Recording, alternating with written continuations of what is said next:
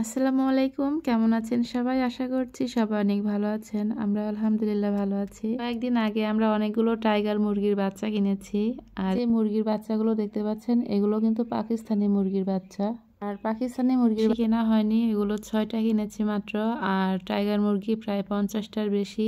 Tiger মুরগি আমরা আগে কখনো পালিনি, এই প্রথম কিনেছি। জানি না এই মুরগির বাচ্চাগুলো লাস্ট পর্যন্ত থাকবে কিনা, কারণ এগুলো যারা খামার করে তারা কিন্তু আগে এগুলোকে ব্রোডিং করে, তারপরে অনেকগুলো ভ্যাকসিন আছে, সেই ভ্যাকসিন দেওয়া হয়।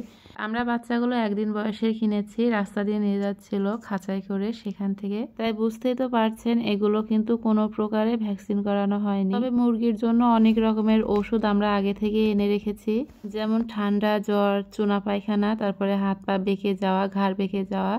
এই ওষুধগুলো আমরা আগে থেকে বাসায় এনে রেডি করে রেখেছি, যাতে করে কোনো রকমের সমস্যা দেখা দিলে আমরা তাড়াতাড়ি করে ওষুধগুলো খাওয়াতে পারি।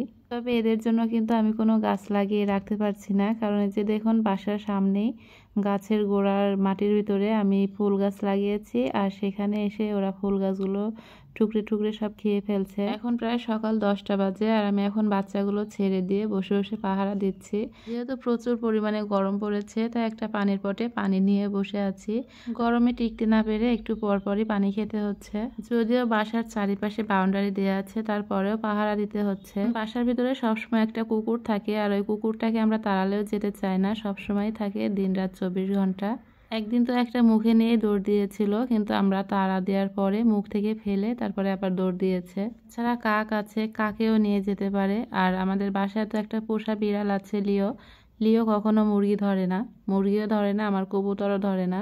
তাই লিওকে নিয়ে আমার কোনো ভয় নেই, কারণ আমার কবুতরগুলো ছাদে থাকে, সিঁড়ির ভিতরে থাকে। আর লিও কিন্তু সিঁড়ির ভিতরে থাকে, কিন্তু ও কখনো কোনো কবুতরকে ধরেনি আজ পর্যন্ত। তো আমি এখন চলে এসেছি আমাদের পুকুর পাড়ে। এই যে দেখুন পুকুরের চারিপাশে কিন্তু আগে টমেটো গাছ লাগানো ছিল। যেহেতু টমেটোর সিজন শেষ হয়ে গেছে আর গাছগুলো মারা গেছে, তাই আমরা পুকুরের চারিপাশে আবার পরিষ্কার করে ফেলেছি। আমার আব্বা একদম ঘাস সব নিংড়ে ফেলে দিয়েছে, তারপরে আবার অনেক রকমের গাছ লাগিয়ে দিয়েছে, যেমন মরিচ গাছ, তারপরে এই যে দেখতে পাচ্ছেন বেগুন গাছ থেকে তো অলরেডি বেগুন আমরা খাওয়া শুরু করে দিয়েছি।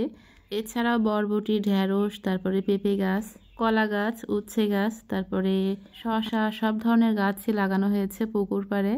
আর ওই লতানো গাছগুলো পুকুরের চারিপাশে যেহেতু বেড়া দেওয়া আছে, ওই বেড়ায় উঠে বেড়াবে। তারপরে এই তো আমি চলে আসলাম ছাদে আমার শসা গাছ দেখানোর জন্য। তো এই যে দেখুন মাশাআল্লাহ আমার শসা গাছগুলো কিন্তু অনেক সুন্দর হয়েছে, আর শসাও আসতে শুরু করেছে আস্তে আস্তে। এই যে দেখুন এখানে কিন্তু ছোট্ট একটা শসা দেখতে পাচ্ছেন, ঠিক এমনই কিন্তু অনেকগুলো শসা আছে এই গাছে। তো আশা করছি গাছ থেকে মোটামুটি ভালোই শসা পাবো। আর এই যে আমার লাউ গাছ, লাউ গাছ কিন্তু একদম প্রায় মরেই গেছে সবগুলো, কারণ এই লাউ গাছ তো অনেক আগে লাগানো হয়েছে। আর একটা একটা করে অনেকগুলো লাউই আমরা খেয়েছি এই গাছ থেকে। আর এই যে আমার লাউয়ের বীজটা কিন্তু আস্তে আস্তে কালার আসতে শুরু করে দিয়েছে, দেখতে পাচ্ছেন একটু হলুদ হলুদ দেখা যাচ্ছে। তো আমার মনে হয় এই সময় যদি লাউটা কাটিয়ে আর বীজগুলো বের করে ফেলি, তাহলে হয়তো বা এখান থেকে চারা হবে, কিন্তু ভালো মানের চারা হবে না। যার জন্য আমি লাউটা আরও অনেক দিন রেখে দিব এভাবেই। যখন লাউটা একদম মানে শুকানোর পর্যায়ে এসে যাবে, তখনই আমি লাউটা কেটে ফেলবো। তো এখানে যে উচ্ছে গাছটা দেখতে পাচ্ছেন, এই গাছটা কিন্তু আমি লাগাইনি, এটা নিজে নিজেই হয়েছে। আর এই বালতির ভিতরে লাগিয়েছিলাম মূলত গেট ফুলের গাছ, তো গেট ফুলের গাছটা মারা গেছে, আর এই উচ্ছে গাছটা নিজেই হয়েছিল। আমি তরকারির খোসা সার হিসাবে ব্যবহার করি, তাই আমার মনে হয় তরকারির খোসার ভিতরেই কোনোভাবে উচ্ছের বীজ ছিল, আর সেখান থেকে এই গাছটা হয়েছে। আমার ভিডিওটা আজকের মতো এই পর্যন্তই শেষ করছি, দেখা হবে পরবর্তী কোনো ভিডিওতে। তো সে পর্যন্ত সবাই ভালো থাকবেন, সুস্থ থাকবেন, আল্লাহ হাফিজ।